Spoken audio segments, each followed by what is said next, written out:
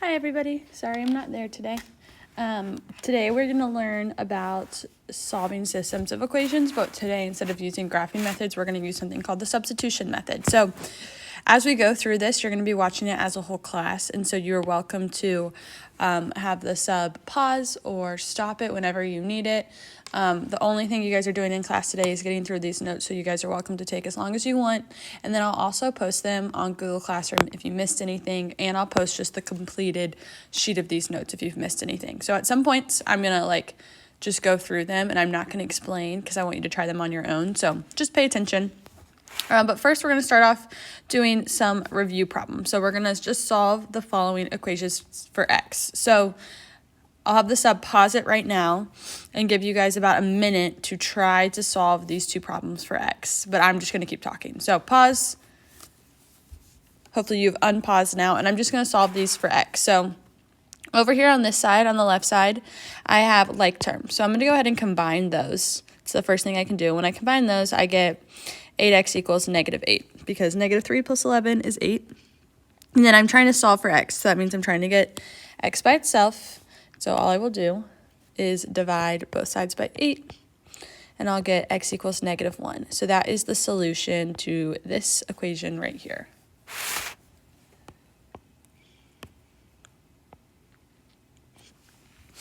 In number 2, I need to get the x's together, but notice they're on two different sides of the equal sign. So to get them on the same side, I'm going to subtract 3x on both sides. So I'm just balancing those equations. The 3x's on the right cancel out, and then 7x minus 3x is 4x. So I'll have 4x minus 8 equals 24.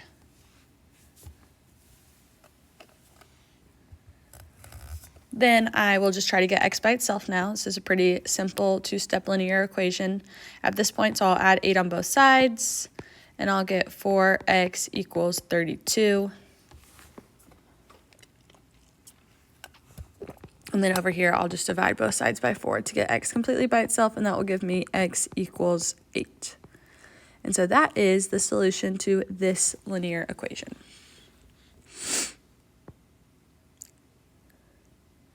So the reason we're reviewing that is because in substitution, solving equations that kind of look like this is pretty essential. And so, reminder, the goal of solving a system of equations is to find a point that the lines share. We've been doing this graphically, but sometimes finding the solution is a challenge if the solution involves a fraction or really large numbers. To fix this dilemma, mathematicians have come up with two algebraic strategies. These are called substitution, which is what we'll start off with, and elimination. And for the rest of this week and early of next week, we'll just practice substitution, and then we'll get into elimination for a couple days. You have worked on some of these with Mr. Schroer before, so for some of you, this will be review. For some of this will be some of you, it will be brand new. So, steps to solving a system of equations by substitution. The first thing is you need to solve for a variable. So it doesn't matter which one it is, but you need to get either x or y by itself. So that's your first goal, is try to get x or y by itself. If you have that already, then you're ready to go and you're ready to do the substitution part. But if not, you're going to have to do that first. Once you do that, you're going to substitute an expression for a variable. And so substitution is all about picking up one piece and putting it somewhere else. Once you do that, you'll substitute a solution for a variable, and then you'll check the solution. I don't know what I intended to put here. But you're going to check the solution, I guess, in your original equations. Maybe that's what I was supposed to say.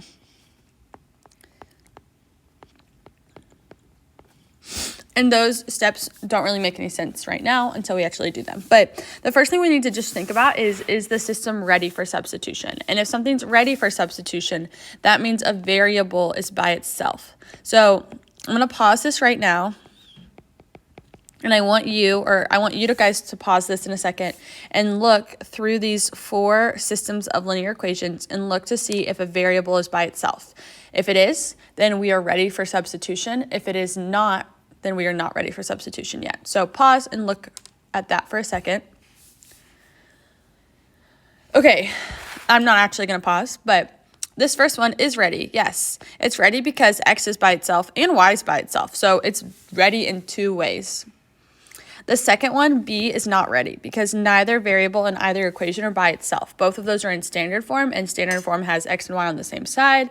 And so if we were to use the system of, if we were to solve using substitution, we would have to isolate a variable. The next one is ready for substitution. Y is by itself. And it only has to be one. Sometimes it's nice if it's both, but it only has to be one. And then this last one, it's also ready because the y's are by themselves.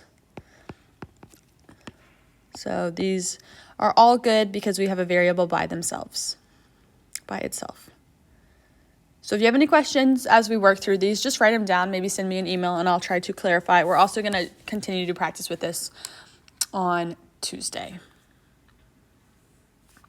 Okay. So we're going to go ahead and start. So it says solve the following equations using substitution. Hint, all should be ready for it. So the first thing we do when we solve a system in substitutions is we isolate a variable. But if you look at question A, you notice that x is by itself and y is by itself. And so I have already kind of done the first step because I have a variable solved for. The second step involves taking a piece and substituting it into another piece. So what I'm going to do is I have y equals 2x plus 3, or plus 4.5. And if you notice in the top equation right here, it says that x equals 3. And so what I will do is I will substitute 3 for x. So I am just picking up this, what x equals, and I'm plugging it in for x. And then I'll work it out and I'll solve for y. So I'll figure it out that y equals, so 2 times 3 is 6, plus 4.5, and I'll get y equals 10.5. And so just like that, using substitution, I figured out what the y value is. Then I have to figure out what the x value is, but we already know what the x value is. They told us x equals 3. So I already know that x equals 3, and so my answer is 3, 10.5. And remember this, in a solution to a system of linear equations is always a point. So you need to write your final answer as a point. And then the last thing I'll do is I'll check my work. So I don't really have anything to check for the x value. Like I'm pretty confident that is x equals 3 because that's what our first equation is. But I'm just going to plug in 3 for x and 10.5 for y and see if this all works out. So 10.5 equals 2 times 3 plus 4.5. And we already did that math earlier, so we know, excuse me, that those definitely work. So that's good. When the problems are more complicated, checking our work is a lot more helpful. This time it was pretty obvious that our answer was correct. So that is how you do like a general substitution problem. Hi, I'm recording a video right now. Can you come back later? Yeah. I was going to see if I could get criticism as Stephanie's test, but... Okay, here's our question number 2. If I hopefully edited this on your actual notes, but if I didn't, I want it to say y equals 2x plus 5 and then y equals 1/2 x minus 10. If not, there will just be a lot of fractions involved, and I would like us to, while I'm not there, to not use those for right now. So the first thing you need to do with these problems is make sure that there's a variable isolated, and if you look at both of these equations, y is by itself. So we have checked that box off. The next thing we should do is we are going to actually do the substitution step. So I'm going to take one of my equations, let's say y equals 2x plus 5, and then I'm going to replace this y right here. I'm going to replace this y right here with what y is equivalent to. And we also know that y is equivalent to 1/2 x minus 10. And so I'm going to take this y and I'm going to replace it with that expression right here, an expression that y is equivalent to. So when I write that all out, I'll get 1/2 x minus 10 equals 2x plus 5. My next step is I need to get the x's together, so I'll subtract 1/2 x on both sides. And that will give me negative 10 equals, I'm going to go ahead and convert this to a decimal. 2 minus 1/2 is 1.5, but I'm going to write it as 1.5x plus 5. I'll subtract 5 on both sides, and I'll get negative 15 equals 1.5x. And then if I divide 1.5 on both sides, I will get -10 equals x. So that is my x value.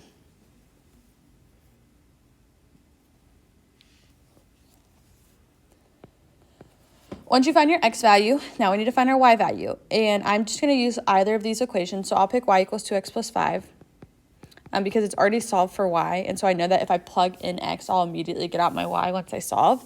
So if I do this, I'll get y equals 2 times -10 plus 5. And that equals -20 plus 5. And then I'll get y equals -15 out. And so my answer is -10 is my x value and -15 is my y value. And if I want to check my work, I'll use the equation I haven't used yet. So that bottom equation I didn't use to find y, so I'll use that to check my work. So if I plug in -15 for y, then I do 1/2 times -10 minus 10. 1/2 times -10, half of -10 is -5. -5 minus 10 is 15. So this does work. So that's what I would use to check my work. We will do C together, and then I will have you guys try D by yourself. And then on this back page, we got several kind of harder problems, and we'll just kind of start those and then continue to practice them on Tuesday. Okay, this is the last one of these problems that I'm going to do with you guys, and then I want you to try D on your own, and then we'll do some of the more challenging problems after that. So for this last one, again, it's already set up for us. We have this variable y, which is by itself, and y equals 2x. So because we know a value for y that is in terms of x, what we're going to do is replace y with 2x. And really the goal of all of these problems is that if you have two unknowns, you can't figure out anything. Like, for example, if I gave you guys a test and everybody but 2 people wrote their name on it, I might not be able to figure out who the test is. But if I have only one unknown and everyone in your class wrote their name down besides one person, I'd be able to figure it out. So that's the whole point of this. We're trying to get it in one variable so we can actually solve for that variable.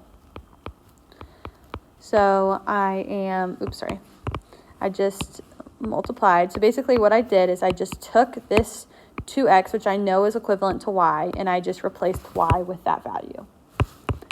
Then I'll do 3x plus 10x, which equals 13x, and I'll get 26. And I will divide 13 on both sides, and I figure out that x equals 2. So I figured out what my x value is. Make this a little smaller. Now I need to find my y values. This is step 3. I'm going to take my top equation, and I'm going to work with that one to find my y value because y is already by itself, and so it'll be easier to figure out what y is. And I'll do y equals 2 times 2, and that gives me y equals 4.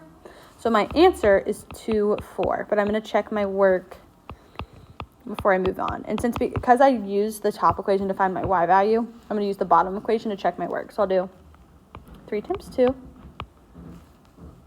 plus 5 times 4, and I'm checking to see if that equals 26. 3 times 2 is 6. 5 times 4 is 20, and I'll get 26 equals 26. So it works. At this point, I would like you to pause the video, and I want you to try D, and then press play to see my work in a second. But I'm not going to talk, and I'm just going to go through D right now. So pause, try it, and then reveal the answer after maybe like a minute or 2.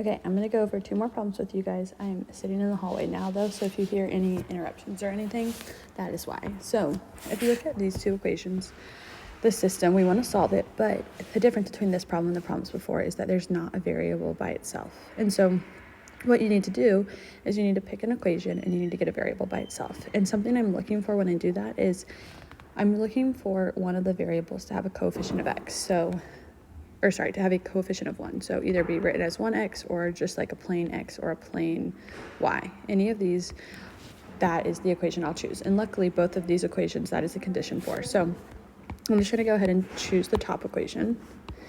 And I'm going to solve this for y, which just means I'm going to get y all by itself. All I have to do here is add 5x on both sides.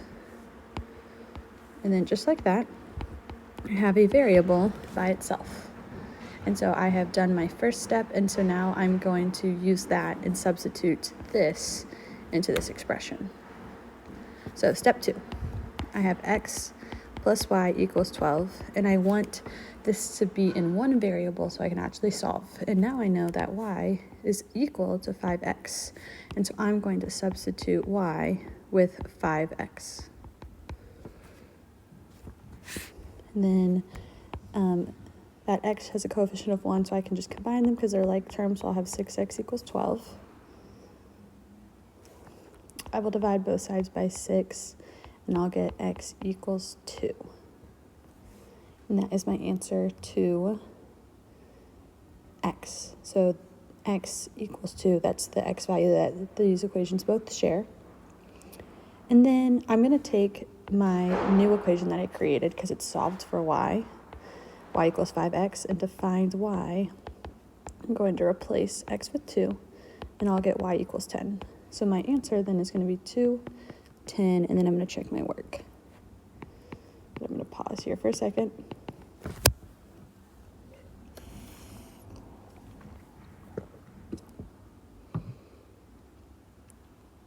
Because I used that top equation, negative 5x plus y equals 0, and then obviously I adjusted it, but I used that to find the y value. So to check my work, I'm going to use the second equation, which was x plus y equals 12. So if this really is a solution, 2, 10 works on both of them.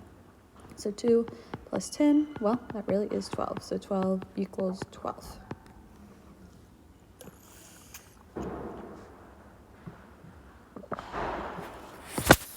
Okay, pause that if you need more time, but I'm going to do one more with you guys, and then I want you to try C by yourself, and then your homework is on Google Classroom.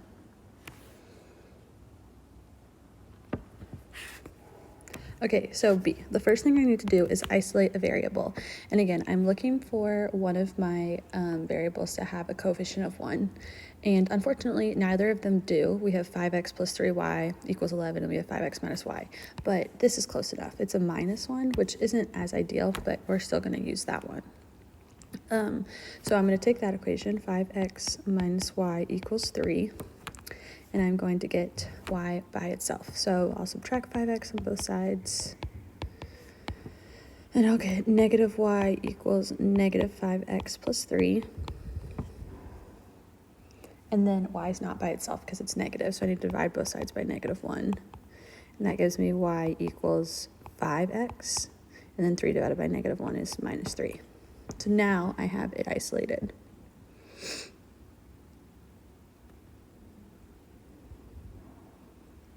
Again, if you have any questions on anything I'm doing, just write down questions on the side, and you can email them to me or just ask me them on Tuesday. So I manipulated the second equation, which means I'm going to take the second equation and I'm going to plug it into the first equation. So I'm going to write out 5x plus 3y equals 11. And I now know that y equals 5x minus 3. And so I'm going to replace this y with 5x minus 3 because this is an expression in terms of x that y is equivalent to. So I'm going to do 5x plus 3 times 5x minus 3 equals 11. I got to get those x's together, but this x right here is in the parentheses, so I'll distribute. So 3 times 5x is 15x, and then 3 times negative 3 is negative 9, and that equals 11. So I just distributed. I'll combine my like terms, so I have 20x minus 9 equals 11. I will add 9 on both sides and get 20x equals 20. And then to actually solve for x, I'll get x equals 1.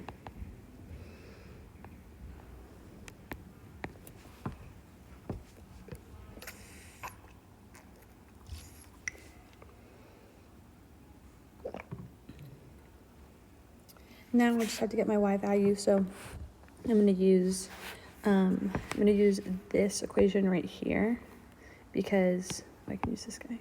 Use this equation right here because y is already solved for, so it'll be easy to find y. So I'll do y equals 5 times 1 minus 3, and I'll get y equals 5 minus 3, and y equals 2. So that means my solution to the system of linear equations is 1, 2.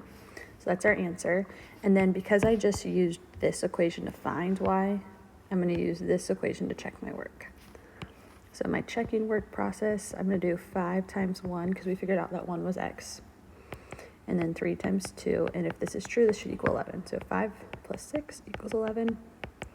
That is true. So 1, 2 really is our answer. And remember, our answers are always ordered pairs. Okay, I want you to try C by yourself real quick. So pause this video. I'm going to work it out as we go, and then we will do some more practice when I get back on Tuesday. So pause this and then start playing after like a couple minutes.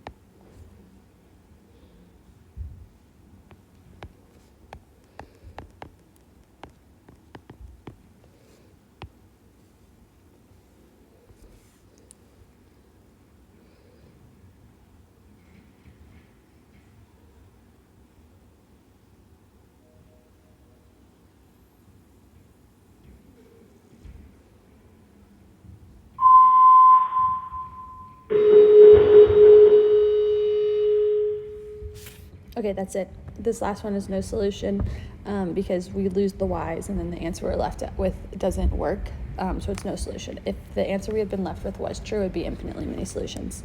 That is it. Thank you guys for watching this video. Your homework is in the textbook that I gave you yesterday, and you should be able to find it. So that's it.